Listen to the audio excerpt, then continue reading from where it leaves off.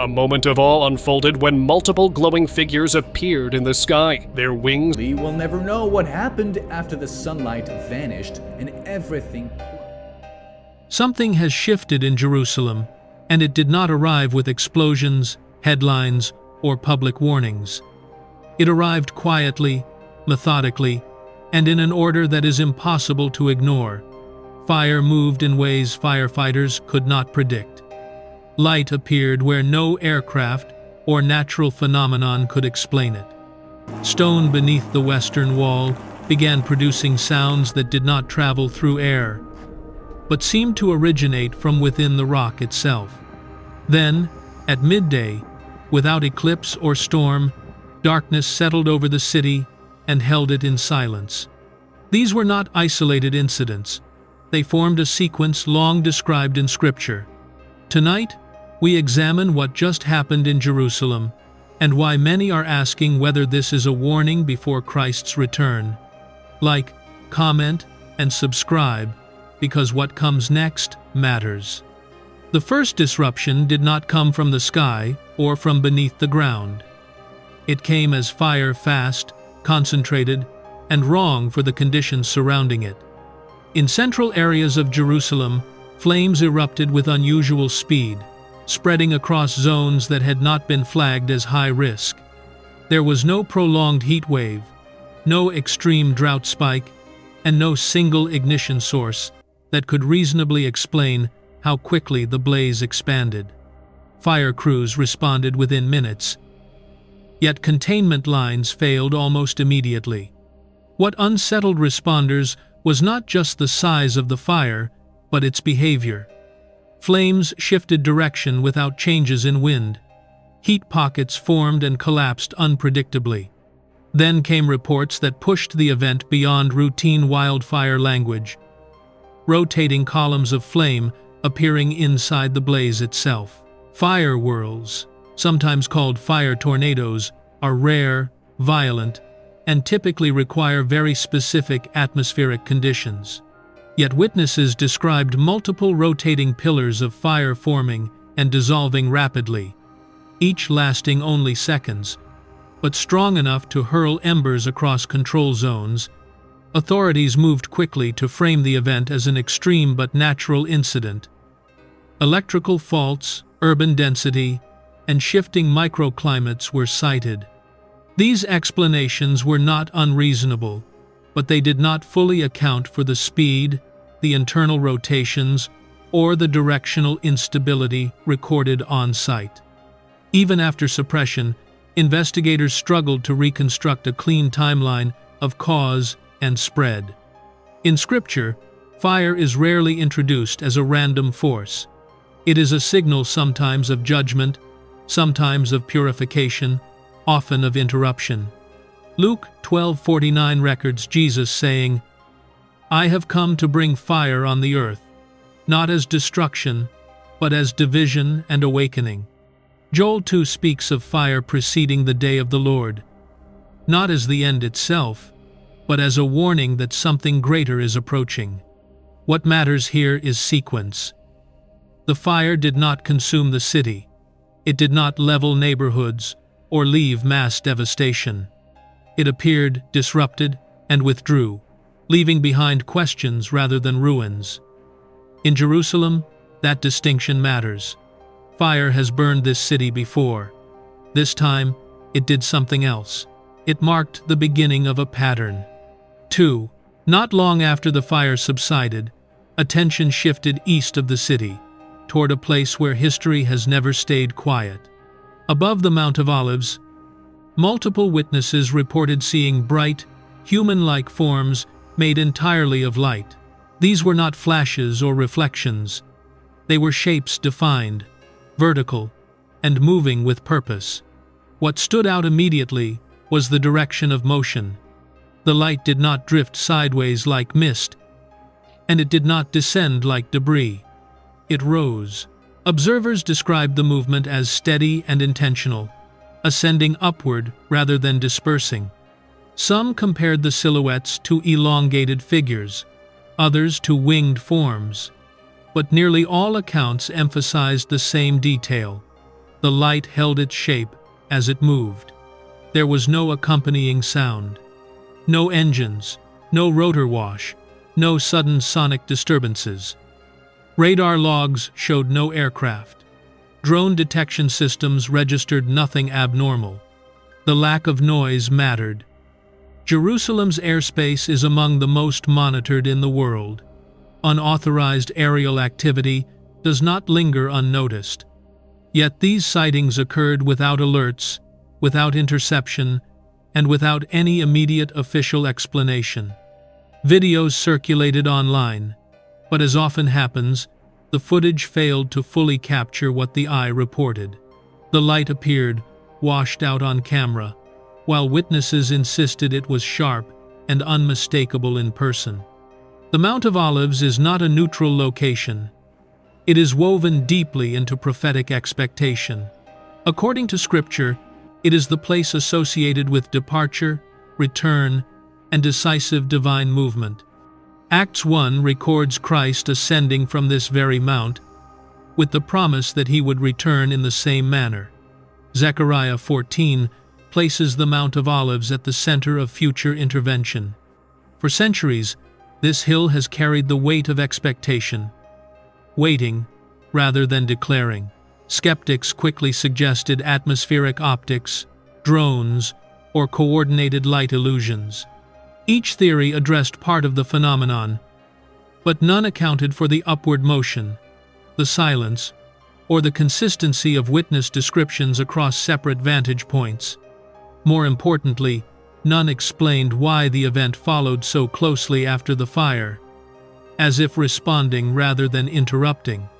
What unsettled many was not fear, but recognition. The light did not feel chaotic. It felt ordered. It did not provoke panic. It drew stillness.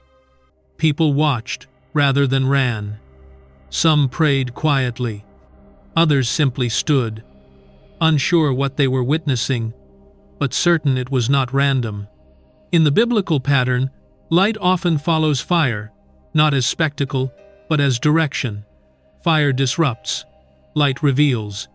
And in Jerusalem, sequence is never accidental. If you think this was coincidence, stay with us. What followed did not rise into the sky, it came from the stone beneath the city, and it may be the most unsettling sign yet. 3.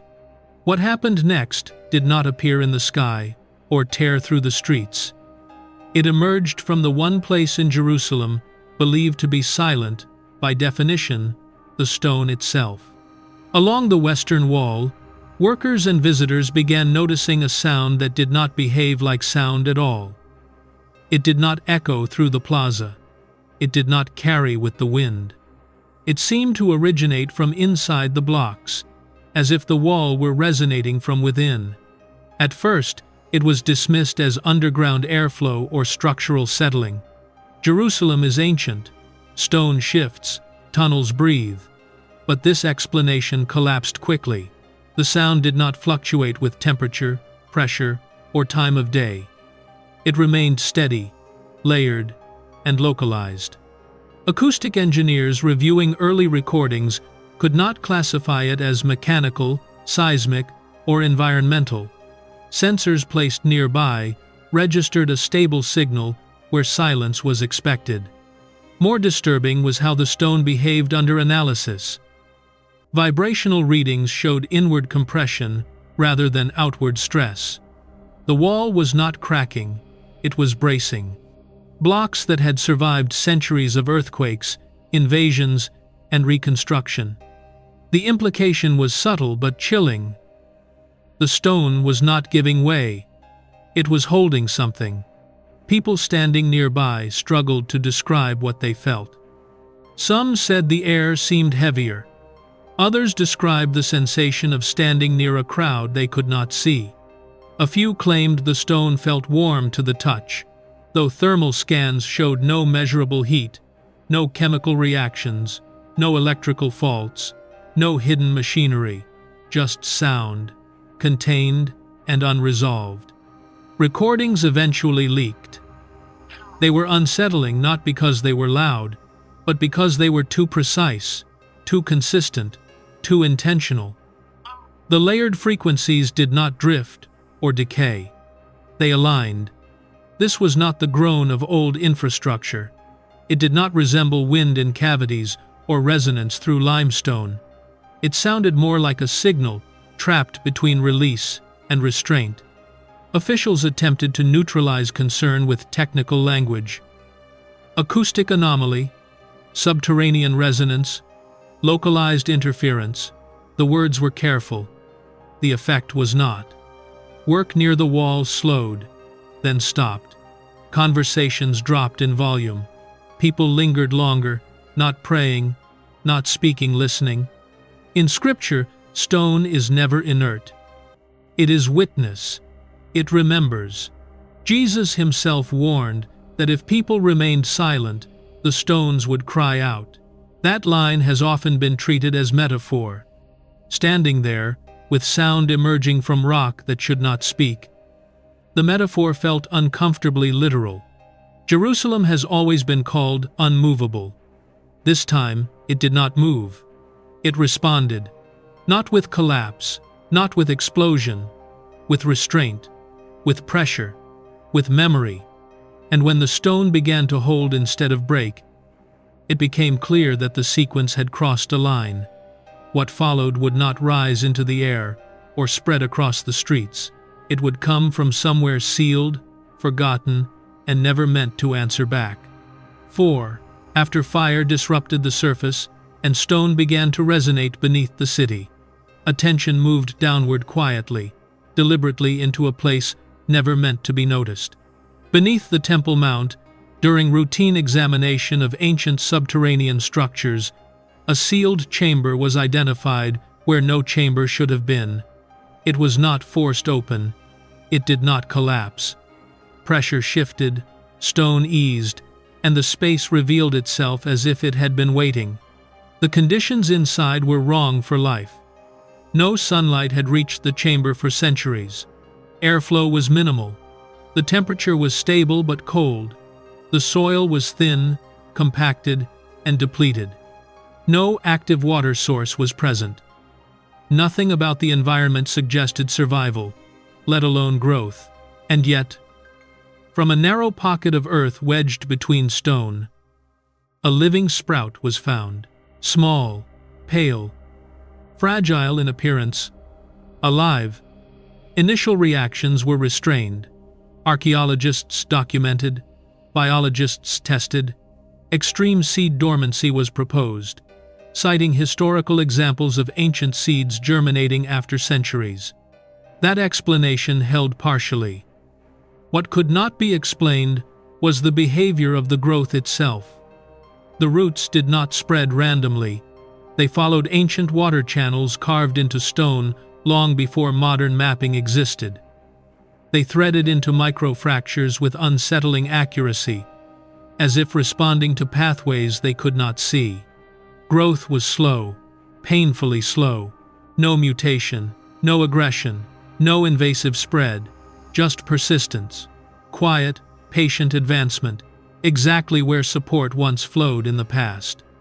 The plant was not fighting the environment. It was cooperating with memory embedded in the structure around it. This distinction mattered. Jerusalem has seen symbols imposed, manufactured, and exploited for centuries.